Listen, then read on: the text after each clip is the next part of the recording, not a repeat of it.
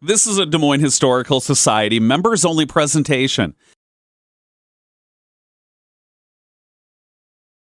Well, if you're out sometime on the web, this is my blog. It's called www.collegeonthenorthside@wordpress.com. It's basically devoted to sharing your thoughts, anyone's thoughts. You're welcome to post your comments and suggestions. And again, it's the history of Highland Park College, Des Moines College, and Des Moines University.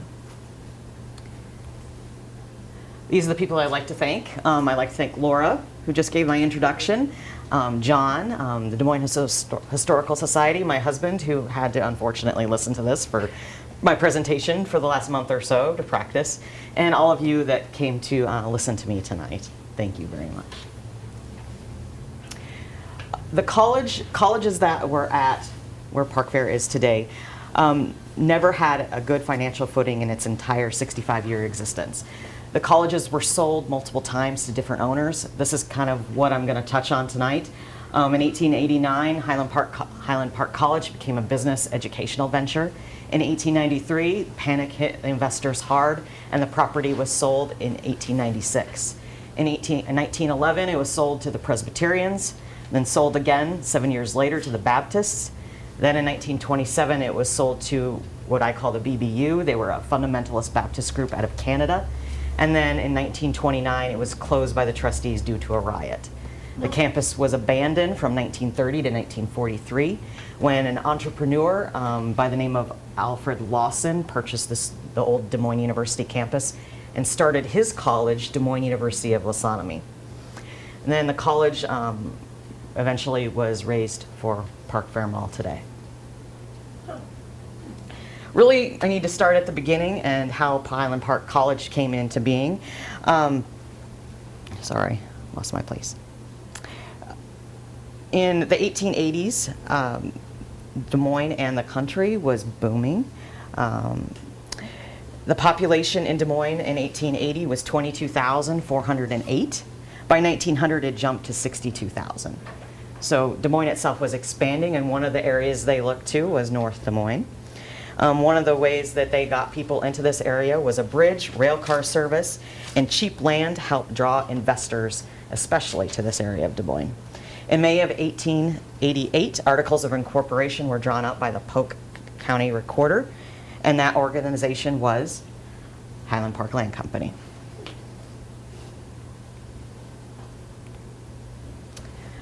Highland Park Land Company had a capital stock of $320,000 with 11 members on its board. It felt one of the fastest ways to get people to this area was to build a college. This is that map again. And a quarter section of land, as you can kind of see poking out up there on the red, was purchased, and what would become the administration building, or the main building, would be built in the center of it. And the Board of Trustees originally of Highland Park Land Company pressed the Methodists to basically raise an endowment of $300,000. If they could do that, they would give them the school. But unfortunately, that fell through, and this particular transaction burned a lot of the trustees.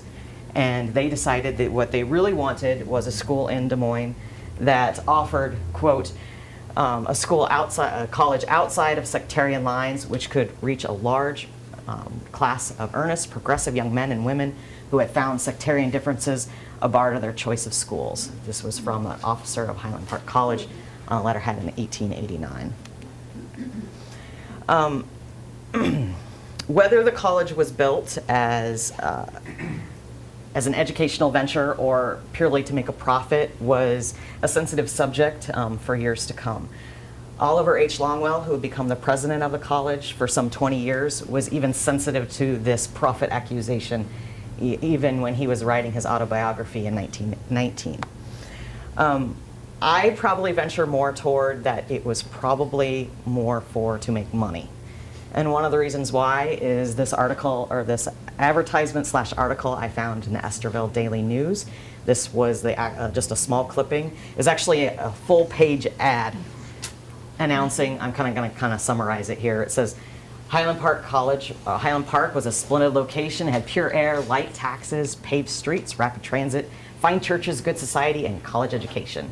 They had paved roads all the way to downtown. The Beltline stopped at 2nd Avenue, And of course, Highland Park College would open in September of 1890. The kicker here is, to anyone who bought a lot in Highland Park and built a house valued at $2,000 or greater after September 1st, 1890, one full free year of tuition be offered to anyone in that household.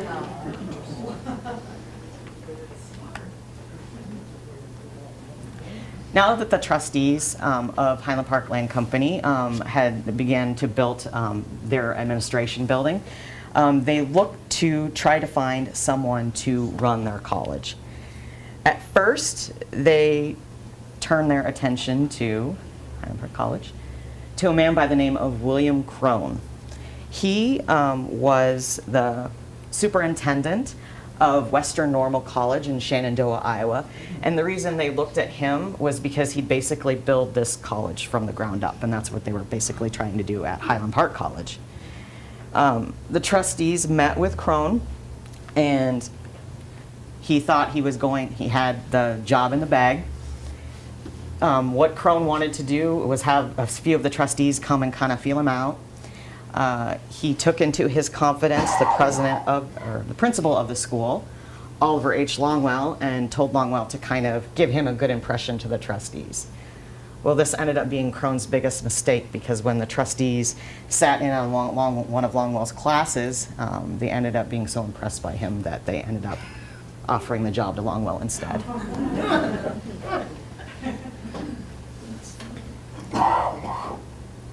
Longwell visited the campus of Highland Park College in 1889.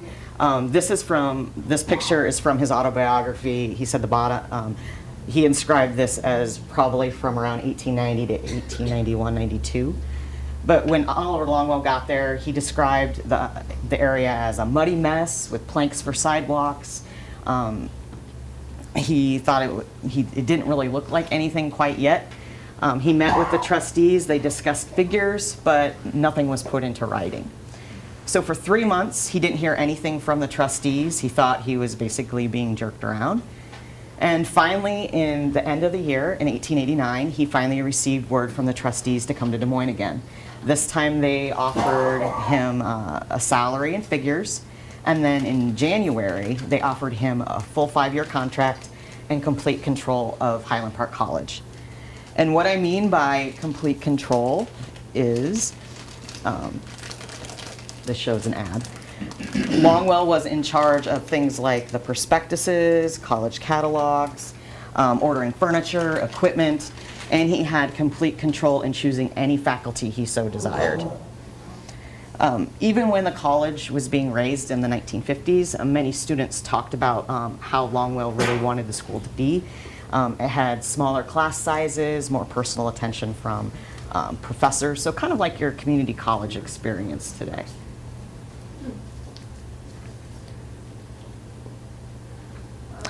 Longwell, students really bought into Longwell's idea of how an education should be. So students came to the school, enrollment increased, and enrollment was increased roughly around 500 students each year. Now, why I mentioned the money is Longwell also got a percentage of the profits. He made enough money to build this house on the corner of 3rd and Euclid Avenue in 1889. Additional professors followed his idea, and 3rd Street eventually became known as Professor's Row. The college expanded too. This is again that picture that I was showing you. To give you an idea, one of the first buildings built on campus, this here that's circled, is the administration building. This is what it would look like upon completion. This is probably from around the 1920s, that picture.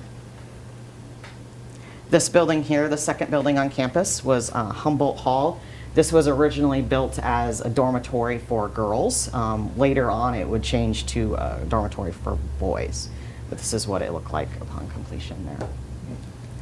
So was that a bell tower in the admin building? Yes. Yeah. And there were more dormitories, Franklin and Lowell Hall here. Sorry, the right side is not a very good picture, but you kind of get an idea of what they look like. And then the two circles there are This is basically the power plant for the school and as well as the electrical engineering department. This gave the lights and electricity to the entire school. Sorry if my light works here. This building here was being built. There's actually a bricklayer strike. So the building was originally left unfinished. So Longwell was worried where was he going to put his students. These barracks over here were meant for the boys. These houses that sat along East Douglas were originally designed for the girls. This here is Anglo Cottage. That's what's circled there. This here is Carey Cottage. And Carey, these two pictures on the right-hand side are actually one of the first I started collecting. I found them on eBay. Random thing, and I was like, oh. So later they, once the dormitories were built and students were able to move into, these actually kind of became the sorority fraternity houses. So as you can see, the pharmacists of Carey. And this is another cottage called Browning Cottage. These barracks later on were torn down, and in their place was built the Arts and Science building. But this building would be started and eventually would sit unfinished for a while because in 1893, like all things, good times don't last, and with the panic of 1893. There were a lot of things that led up to the panic. You had a lot of businesses failing, a lot of banks closing, a lot of people were trying to get silver certificates for gold, and eventually banks failed, rail companies failed, and at its peak in 1893, employment reached 18%. The trustees of the college weren't immune to the economic downturn either, despite advertisements like this. Trying to curb the students that were not coming. Eventually it got to a point where the school lost enough money to where it ended up in a sheriff's sale, and it was sold to a gentleman by the name of J.B. Dilley of Dixon, Illinois in 1896. Dilley decided that he no longer wanted Longwell to be managing the school and kicked him out and fired him and replaced him with C.C. Rearick. Longwell kind of fumbled around a little bit, and he decided to go and work for the National Life and Trust Company of Des Moines, selling insurance. He ended up being quite good at it, and he made enough money to come back and purchase controlling interest in Highland Park College again. The gentleman that had taken his place unfortunately fell and hurt his back, and he resigned, so that left Longwell in control. Once again, of the school. Longwell also needed money, so one of the ways that he got that was he asked a gentleman by the name of A.D. Struthers, a manufacturer and man of means here in Des Moines, to be one of his trustees to help him manage the school. There were additional trustees as well besides those two, but A.D. Struthers and Longwell were pretty much the ones that were active in controlling the school.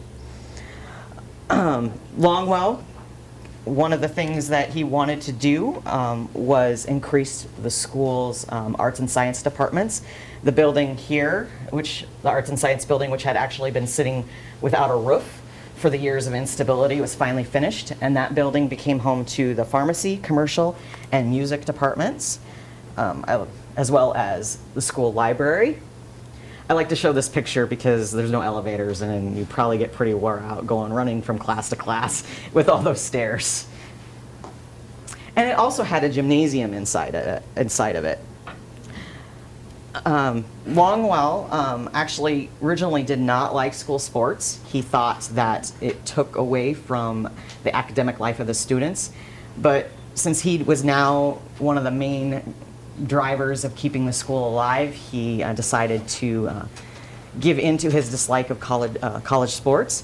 And so this here is the athletic field, and this was completed in 1903. And if you're wondering where it sat, this sat on Cambridge and East Douglas. Thanks to Tom for pointing that out for me, who's here today. And this here is a picture of what it looked like from the Piper Annual, which is the yearbook of Highland Park College in 1911. And this is a picture of what it looked like in 1927.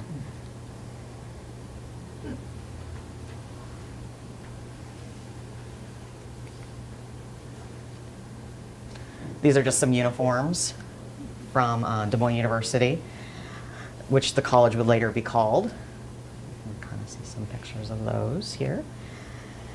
And for the next decade, Longwell really worked to dispel the negativity of the school. He decided that he was going to increase class sizes, such as the correspondence courses. As you can see here, these were all of the classes that were offered. So there was a wide range to choose from. Anything from law to home study, if that's what you wanted to do. This here is the streetcar waiting room area, which later changed to the wireless station. And this sat on 2nd Avenue and Euclid. And this picture is from 1915, and this shows the outside and that shows the inside. In 1910, Longwell began to have heart problems, and him and A.D. Struthers decided that in order to keep the college going, they're going to have to make sacrifices. And one of those meant they were going to have to let go of the college being secular. So where they looked first was the Methodists again, but, that actually fell through in 1910. They looked to eventually the Presbyterians, who decided to purchase the school in 1911. Unfortunately for the new owners, the Presbyterians, they ended up having their first big setback almost immediately with the first fire. This here was actually the place that furnished the the heat for the building. Thank you. And this actually burned down. They couldn't really save it, so what they tried to do was save the administration building and the Lowell and Franklin Hall. But unfortunately, this here is a picture of what the new electoral building would look like. Sorry, this isn't a great picture, but that's what it looked like upon completion. And then comes the second fire. In July of 1911, the second fire broke out in first in Franklin Hall and Lowell Hall. Here are two pictures from Lost Des Moines, showing the two dormitories burning to the ground here. These two buildings, despite were a total loss, they ended up an amount of damage of $50,000. Longwell wasn't sure where this money would come from. The college also ended up getting money for the students kind of as rent to be in these buildings. And where they ended up, Longwell looked to was a benefactress from Waterloo, Iowa by the name of Eleanor Childs Dix. She ended up giving the school $40,000 to build a new dormitory in 1911. And then a year later, she was even more generous and gave the extra $10,000, a total of $50,000, to keep the school going. And this is what Eleanor Dix Childs Hall. You see it called different things. Sometimes you see it called Childs Hall. Sometimes you see it called the complete name. But this here you see on the right side is kind of, you can see what it looked like on the outside. The top left is what dorm room, and the bottom left is their sitting room area. And the basement of this particular dorm room, Childs Hall, was where the home economics was also. And unfortunately, they couldn't end up. Money ended up being a big problem, as usual. And these are the trustees in 1912. And they attempted to raise a $100,000 endowment, but it failed. George P. McGill, who's right here, he was hired as assistant vice president, and his job was to raise money for the school. But unfortunately, Longwell's health deteriorated to a point where he had to get out of the school. Reverend S.D. McFadden passed away, So George McGill here was actually forced into active control of the school, and he had to stop his money raising. Longwell ended up resigning. He would see the school pass to one more owner before he finally passed away on January 13th, 1921. His house on 3rd and Euclid was eventually sold to make way for a gas station. Oh, my. This is this is the diploma that's back there. They're more than welcome to look at it later on. This is Mamie Kaplan. She graduated in 1918. This is just showing you different activities that were happening at the school. And then by 1917, the Presbyterians wanted out of the Highland Park College venture. They'd actually amassed a debt of $175,000 trying to keep this college afloat. They wanted out, and where they looked to were the Baptists. Negotiations took 18 months, but finally the school was decided to be sold. Union College, Des Moines College, Central College, and Highland Park College would consolidate into one school. All their campuses were to be torn down, and original plans were to build an entirely new school at Chautauqua Park. This idea was scrapped once World War I broke out and building materials were scarce. So they decided to use the campus of Highland Park to be Des Moines College. Most of the staff basically left, around 90% of the staff. It wasn't they were forced out, they just didn't really want to deal with a new owner. The few that stayed were Dr. Fogel, he was professor of history, Dr. J.E. Galloway, professor of mathematics, and Dr. Albert Kagi, dean of pharmacy. Kagi will come and be important later on. This just shows that the transition this time seemed to be pretty easy. This shows a picture of the 1920 yearbook showing the girls. This one showing the boys. I like this picture because it shows the flagpole races that used to go on in the colleges in the 1920s. And then a year later, more schools were consolidated into what would become Des Moines University. This here is a picture of what the campus looked like in 1923. This is one of my favorite pictures. On the back of it, it said, "Flappers return to DMU." I love the tires there with the chains on it. This is probably one of the most common poses I've seen. This sign actually faced Euclid Avenue, and these are just some boys in front of those pictures there. This is a pen or a button I had that I actually donated. It's over here, showing the homecoming. And of course they had a band, so this is a picture of the band there. And one of the last buildings to be built on campus was actually the gymnasium. And this was completed in 1928, and it would be the only building to survive the college's raising in the 1950s. This is what it looked like in 1928. That's what it looked like in 2014. It's a picture I took. It's been a number of things over the years. Today it's bare basics. And more money problems. In 1926, the school, of course, was in debt again. They weren't sure what to do.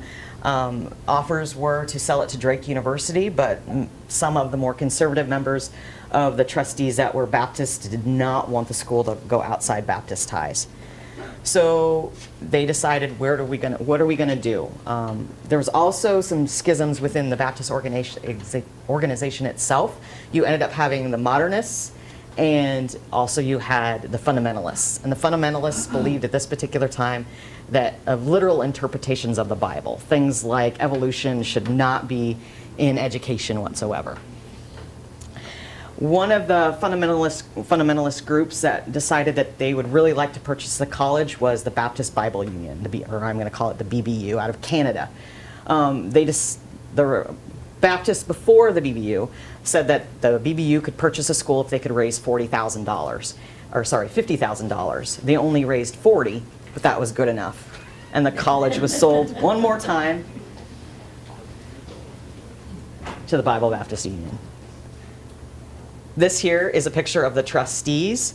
The head of the Bible Baptist Union and temporary president of the Des Moines University is Dr. Thomas Todhunter Shields. And he instilled extreme devotion in his followers with his strict interpretations of the Bible. And he also had unbending will. When asked to give her opinion of, an ex-parishioner asked to give her opinion of Shields, she said, quote, "Christians simply shouldn't use that kind of language," end quote. There was really no middle ground with Shields. Either you were part of his team or an enemy to be completely routed. And the first place that he decided to rout was the faculty. He gave them what was called the Articles of Incorporation, which basically said if you did not become a Baptist and abandon your faith, you would be terminated. Some staff didn't concern themselves over religion. Arthur Dean Bennett, Dean of Education, stayed. The head of football coach, he didn't really concern himself about religion. Most of the staff did decide that they wanted to leave. Phyllis E. Spencer, Dean of Associates of Women, said that she was going to go where she could find religious freedom. The head of the biology department was let go despite having 2 years left of his contract. Dean Kagi, Shields really wanted Kagi to stay, the dean of pharmacy, but Kagi was a Unitarian, and he had no intention of becoming a Baptist.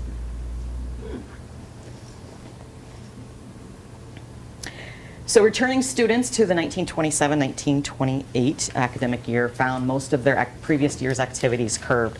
Things like movie-going, dancing, smoking, and drinking were grounds for expulsion. They could even be grounds for termination by the faculty. Fraternities were next, so were sororities. Chapel exercises, which had always been voluntary, became mandatory. And then we have Dean Bennett here and Miss Shields, Edith Redmond. Edith Redmond was the secretary of the Bible Baptist Union, not secretary of the school. She thought that she was in charge of the college, even though Dean Bennett was supposed to be in charge of the college while Shields, the temporary president, was traveling. The few faculty that remained disliked her extremely from her meddlesome nature. There was one particular skit where girls had done cartwheels, and Edith Redmond thought that this was scandalous, and she wanted the girls raked over the coals. She brought them to Dean Bennett, who eventually dismissed their charges.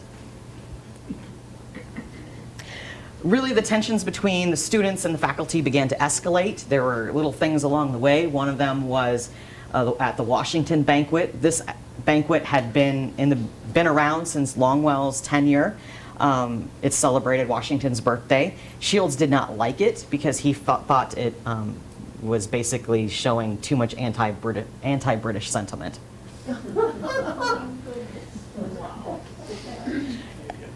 And then Shields really thought the tensions would die down between the faculty and students once they brought on a permanent president. This gentleman by the name of Harry Clifford Wayman came up from Missouri to teach. As you can see, the degrees here, some of his degrees would come into question on whether they were valid or not later on. Immediately, rumors began to circulate about his degrees, as well as rumors regarding Edith Redmond's relationship with Dr. Shields. What were those degrees? Oh, you want me to go back? Yeah, it's kind of hard to see it back. PhD something. AB from Georgetown College, THM from Southern Baptist Seminary, THD from Southern Baptist Seminary, and a DD from Georgetown College. Oops. Thank you. You're welcome. Redmond and Shields attended a religious convention in Waterloo, and they ended up sharing an adjoining room. And the door wasn't locked between them. So Shields charged that the minister in Waterloo started these rumors because they had a difference of religious opinion. Somehow, President Wayman got a wind of these rumors and brought it to the attention of the trustees of the college. The trustees, who were mostly Shields-backed, simply ignored the rumor, and that rumor would come back to haunt them later. A month shortly after that particular confrontation, Edith Redmond and Dr. Wayman had a confrontation of their own. He was giving a sermon and during those mandatory chapel exercises, and there was something in his subject matter or his tone that made her get up and leave in the middle of it. Wayman cornered her later and asked her, why did you get up in the middle of it? What's wrong? And she verbally attacked him. She said that his sermon was sacrilegious and he had no place being in charge of the school. Shields should actually be in charge, and she would do his utmost to get him fired.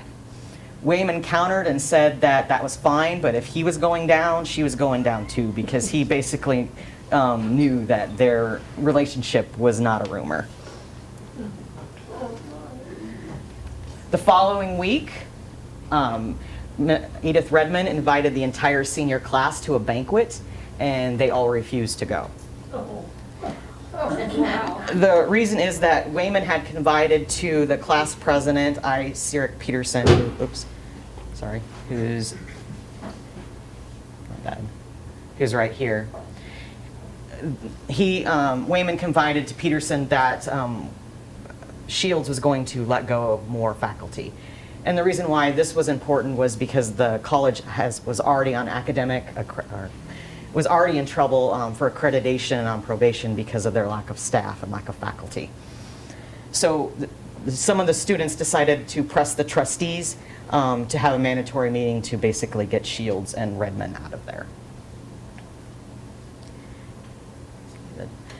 A mandatory meeting was called. They deliberated for 16 hours, and they ended up coming out with the grounds of a moral aptitude, is what they called it, between Shields and Redmond, did not exist.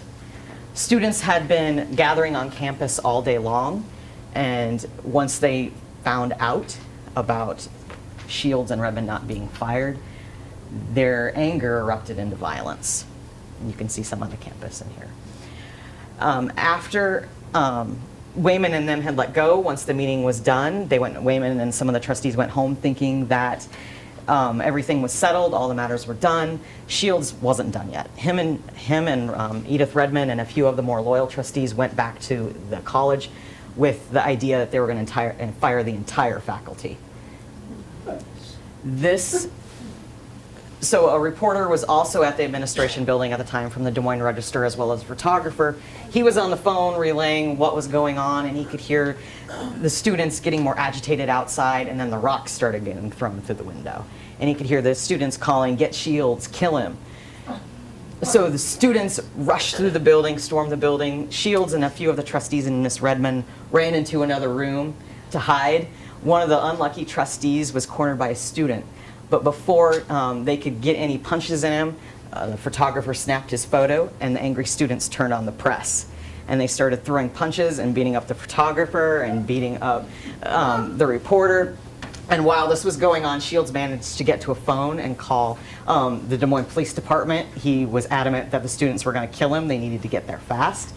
Later on, Shields would charge the Des Moines Police Department with ineptitude because he felt that it took them too long. He said it took them 40 minutes when in reality it only took them 10 minutes.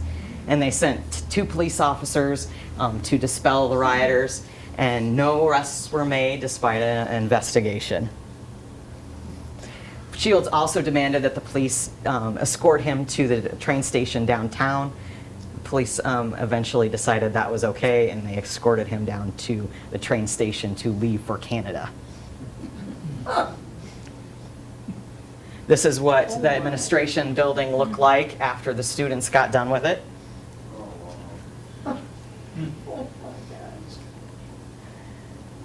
The trustees that were more loyal to Shields announced that the college would be closed due to the riots. No graduation would commence, and no credits would be offered until they could figure out who was responsible for the riots. 6 students applied for an injunction with Judge Shanklin here in Des Moines that ended up forcing the school back open so they could end up having graduation exercises commence. Wayman ignored Shields and the trustees' order and ordered the diplomas. The diplomas went to the business manager's house, and that's where they were kept. The business manager's wife opened the door to someone knocking. She thought it was a student. It ended up being an imposter for Shields who stole the diplomas. Oh my gosh. This here is a picture of Wayman trying to calm the students down shortly after the riots. Judge Shanklin eventually gave Wayman approval to reorder new diplomas. Shields and Redmond and several of the loyal trustees did not consider Wayman president anymore, but that didn't matter for Judge Shanklin. He said that was all right, that Wayman could sign the diplomas, and the registrar would sign where Shields would have. And the diplomas were actually guarded by students at the administration building with baseball bats until they could commence with graduation exercises. And on Monday, June 3rd, graduation commenced, and the students received their injunction diplomas, as they were later called. But Redmond and Shields weren't done. They basically said that those injunction diplomas were null and void. Students had to return those, and they would issue new official diplomas, but students had to present themselves before them, and they would decide if they would get their credits or if they could graduate. This is actually the last court battle where more students filed another injunction saying, we're not going to do this. And Judge Shanklin agreed and said that any more protests from Shields or the loyal trustees, he would file them for contempt of court.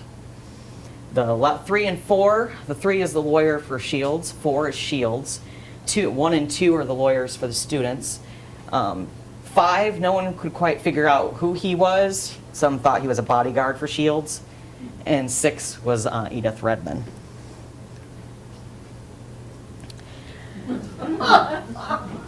Many felt that the school would have survived if Shields would have resigned, but that's just something Shields refused to do.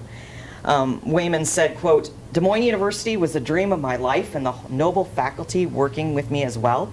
Des Moines University was wrecked. The innocent sometimes suffer, but right will yet be obtained. Unfortunately for Wayman, he was wrong. In August, the trustees closed the school for good. So Des Moines University, unfortunately for the sign, was actually dead. What year was that again? 1929.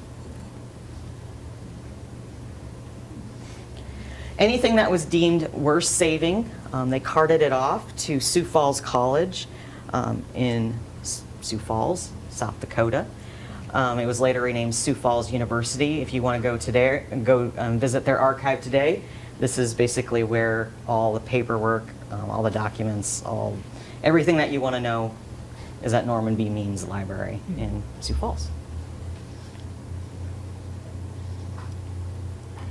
The college, for the next 14 years, the college would sit idle. The area outside the school did pretty much continue on as normal, as this video shows here. This video you can actually find in the library here at Northside. It was originally from an 8mm film from 1934. Drew Tillison was nice enough to let me post this on my blog. This here is 2nd Avenue, 2nd and Euclid. Right behind there on the very top right is a picture of entrance to the school. This here is 2nd Avenue. Reed's ice cream, oh boy. Showing that you can see is where the, yep. As the college sat empty, various institutions looked into buying it. Waldorf Junior College appointed a committee to look into purchasing it, but that fell through. Drake was even offered to purchase it. They didn't want it. Even the state looked into buying it in 1937, but they didn't decide to do it. And then in 1939, tragedy struck when the first building built on campus caught fire. Researching it looked like the fire originally started in the bottom stairwell and just kept growing. And by midnight, the entire building was engulfed in flames. An explosion occurred, and it could be felt many, many blocks away. When it was done, all that was left of this building was basically a burnt shell, and it was later dismantled.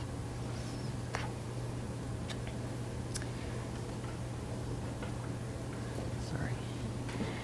The campus would continue to sit empty until an entrepreneur out of Michigan decided to purchase the property. Depending on who you talk to or who you read, he was either a man of extreme brilliance or a complete quack. Probably the truth lays somewhere in the middle with Des Moines University of Lausanne. And here's Alfred Lawson. He was born in 1869, and he grew up watching his father try and fail to develop a perpetual motion machine. This fueled his quest to understand physics and make a little money on the sidelines. Great hairstyle. He tried his hand at professional baseball for a couple of years as a pitcher, and actually he wasn't very good. When that didn't work out, he decided he was going to develop his own independent leagues. That didn't work. And then he decided that he was going to move on to aviation. Who knew? Baseball to aviation. In 1908, very few people had ever flown in an airplane. Lawson knew absolutely nothing about flight, but that didn't stop him from publishing his two magazines here, Fly and Aircraft. He actually ended up developing with Lawson Airlines one of the first non-military planes in 1920. Unfortunately for him, disaster with his planes. They crashed. He lost his investors, and he ended up losing his funding and his means. The Depression eventually cut a hole through his dreams, like it did a lot of people, but that didn't stop Alfred Lawson from publishing his ideas. From airplanes, he moved on to something called the direct credits. And what that was basically was, I'm kind of going to shorten it, you can look online if you want, but it was a way to blame society or blame banks for the instability that was going on. What Lawson had decided to do was he wanted to replace currency with things called credits. So if you were a doctor, you got so many credits. If you were a farmer, you got so many credits, and you could use those credits as a bartering system. And as depressed as everything was, society in general, they really, surprisingly, fell into Lawson's idea. They ended up pumping in a lot of money into his foundation, which eventually was called the Humanity Benefactor. Lawson spoke all over the United States, touting his new idea. This here comes from his 100 Greatest Speeches. This took place in Omaha, Nebraska in 1937. By 1943, Lawson had written over 50 volumes about his thoughts and ideas, and he thought the best way to get those ideas out was to start a university. And that is there, the University of Lausanne. Lawson purchased the property in 1943 in August for the rock bottom price of $80,000. He didn't use any of his own money. He used money from the Humanity Benefactor Foundation.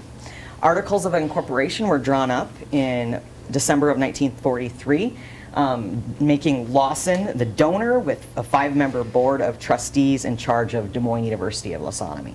But unfortunately for those trustees, they weren't given a lot of power. Lawson pretty much had total control. Lawson decided also to talk to the residents of Highland Park, and through advertisements in newspapers, he basically touted that he was going to take his Des Moines University of Lausanne and turn it back into what they remembered Des Moines University to be like. But unfortunately for the residents of Highland Park, they soon realized that most of the things that Lawson promised were just that, promises.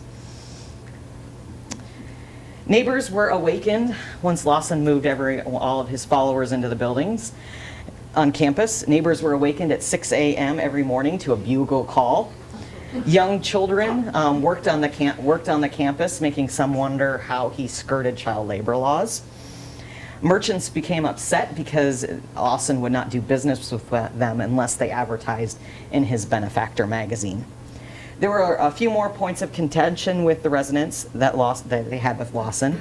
One of them was this 5-foot fence. It was actually made of wood and placed around the campus. The trustees originally said the fence was built to keep out vandals. But many of the residents felt that why did there need to be a fence anyway? Because when the college was abandoned for all those years, there was no fence at all. And for many, it reminded them of fences around mental institutions. One of the things that the trustees really wanted to do on their agenda, besides build a fence, was to close Oxford Street. They decided that Oxford Street was at night was full of illicit activity, and the residents along that street called them on it and protested the closing of the street. That didn't stop Lawson's trustees from submitting requests to the zoning board every year until 1951 to close the street.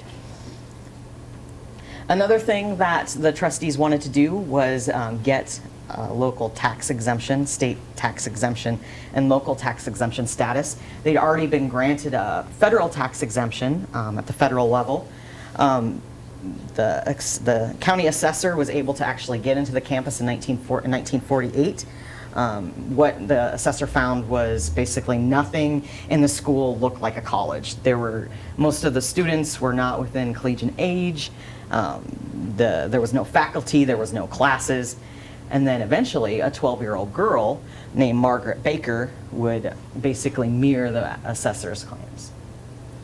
Her name was Margaret Baker, and she had arrived at Lawson's school by way of her aunt, who was a Lawson supporter. Her father, who was a World War II vet, had tried to put his life back together, put his daughter in the care of his sister-in-law. And once he decided that he wanted to get his life back together, he summoned for his daughter, but his daughter could be nowhere to be found. He ended up finding her at the Lawson's University. He ended up breaking inside the building and only managed to kiss his daughter goodbye before the trustees, or generals, as Margaret was told to call them, forced him out. He ended up getting a court order to get his daughter out of the college. Margaret did not testify in open court. She did tell the judge about her experiences there. And what she said was, what she found was that the school, she had to live a life of very strict order. She was expected to clean up and wash up after others. The food was very minimal, no sweets of any kind, with emphasis on fresh fruits and vegetables, and absolutely no meat. She was discouraged from associating with any children outside the campus, which was very lonely for Margaret, because she said that there was around 59 total people at the campus, ranging in age from 4 months to 75 years. The next point of contention with the residents was this wonderful smokestack, and it belched out a lot of smoke. They went through around 150 tons of coal per year to light the school and keep it warm. Many of the residents complained that it was just too smelly and too polluted. Lawson said, well, with his methods of penetrability and suction, he could actually bury smoke. When the city smoke inspectors asked him how are you going to do this? He basically laughed and said, wait till my patent is finished being pending. This is a picture of his idea to patent a smoke evaporator. In 1946, the students of Lawson's organization started to build tunnels in the school. They were 100 feet in length and lined with cement. Where they went, no one knew. For the odor of smoke could still be smelled from time to time, but no one knew where it was coming from since the smoke stack had been capped. Eventually, we'll learn about if Lawson was able to patent his smoke evaporator or not. All of Lawson's secrecy would eventually come to a head with his next two moves, who would eventually bring about his college's demise. Dissension began to grow within his own organization. Those who had joined Lawson due to his ideas on the Direct Credit Society did not want to switch to Lawson's new philosophy called Lawsonomy. Lawsonomy was, quote, as Lawson defined it, the knowledge of life and everything that pertains thereto. It establishes the basic laws that govern physical, mental, and spiritual manifestations. Really, the only manifestations that mattered were Lawson's. In his new religion, there were no outside religions allowed. Even rule books like basketball and baseball were forbidden because they were not written by Lawson himself. And if you wanted to reach the highest pinnacle in Lawson's new religion, you had to be a student for 30 years. So the only real person that ever graduated was Lawson himself. Another large point of contention within his own organization was Lawson, who had also been firmly against marriage of any kind, ended up marrying one of his followers. He was 75, she was 30. Probably the biggest downfall of all came in 1946. The War Assets Administration wanted to sell off some of their excess war machinery from World War II. The Bureau of Internal Revenue agreed that the War Assets Administration could sell these machineries as long as it went to educational institutions for educational purposes. Lawson's school purchased 62 machines at a cost of $4,000. They actually were worth around $204,000. When the Korean War broke out, the equipment was in high demand, and Blair Moody, a Democrat from Michigan, was put in charge of finding out where those machines went. Sorry, I need to go. I'm going back. Sorry about that. I'm going back. You're going backwards. And where he ended up subpoenaing different organizations, and including Lawson's school, Des Moines University of Lassonomy. And the more he started digging into Lawson's school, the more he did not like. He began to ask himself questions. Did the school really qualify as an educational institution? Did it really qualify for tax exemption status? What purpose did they have of actually purchasing those machines and selling 45 of them?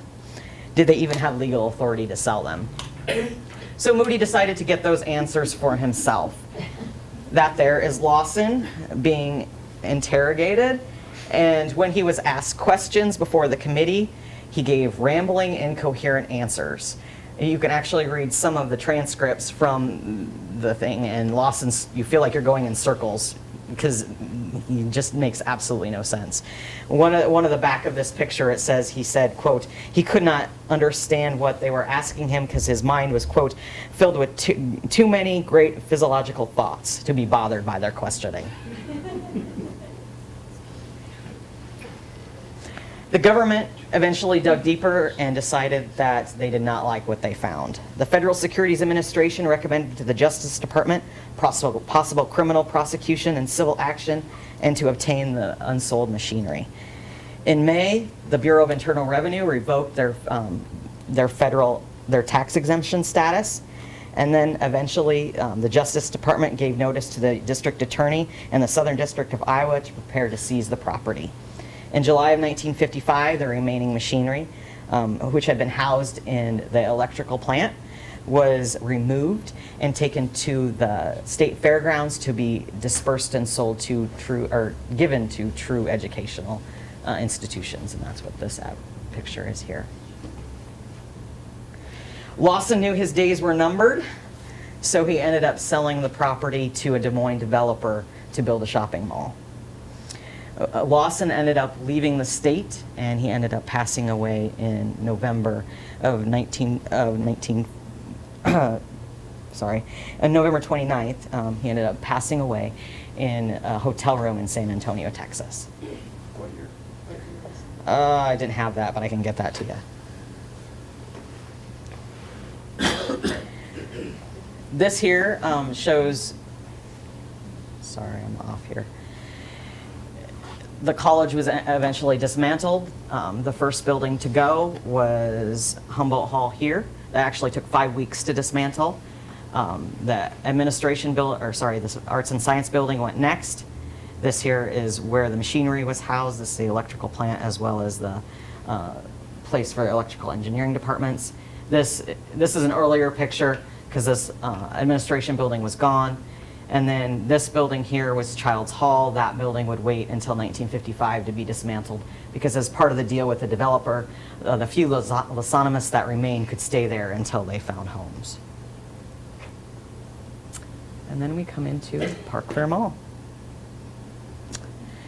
Park Fair Mall would be Des Moines' first enclosed shopping center when it opened in 1956. It was valued at $3 million with 13 of its 30 planned businesses. Woolworths and W.T. Grant department stores were its anchors.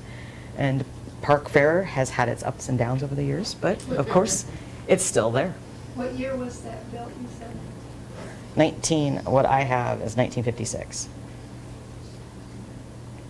And then we're going to learn about what happened with Lawson.